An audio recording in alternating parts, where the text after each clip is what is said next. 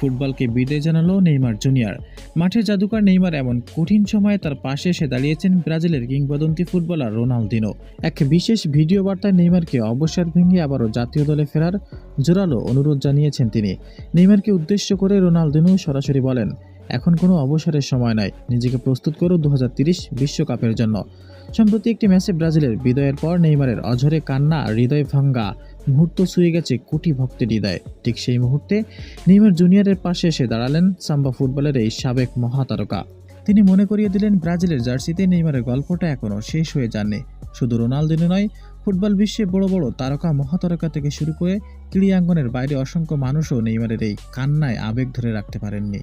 2026 FIFA বিশ্বকাপের শেষ 16 লড়াইয়ে নরওয়ের কাছে 2-1 গোলে হেরে টুর্নামেন্ট থেকে বিদায় জানিয়েছে 5 বারের বিশ্ব চ্যাম্পিয়ন ব্রাজিল।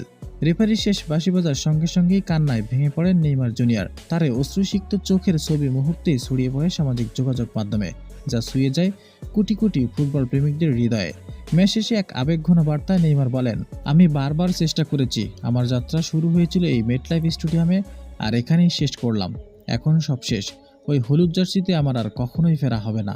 এই বেদনাবিধুর ঘোষণার মধ্য দিয়েই ব্রাজিলের জাতীয় দলের জার্সি নেইমারের দীর্ঘ ও গৌরবময় অধ্যায় চিরতরে অবসান ঘটল। তবে শেষ মুহূর্তে রোনালদিনো নেইমারকে উদ্দেশ্য করে বলেছেন, তুমি এখনও ফুরিয়ে যাওনি। 2030 বিশ্বকাপের জন্য তোমাকে এখন থেকেই প্রস্তুত নিতে হবে। আবেগতড়িত হয়ে কোনো সিদ্ধান্ত নেওয়া মোটেও ঠিক নয়, বরং নিজেকে নতুন করে গড়ে তোলো। বিশ্বের কোটি কোটি ফুটবল ভক্ত তোমার জাদুকরী পারফরমেন্স দেখার অপেক্ষায় দিন গুনছে।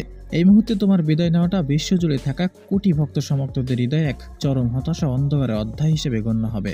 তো দর্শক, রোনালদিনোর এমন কথা আপনাদের কাছে কেমন লেগেছে জানিয়ে দিবেন আপনার মতামতটি। ধন্যবাদ।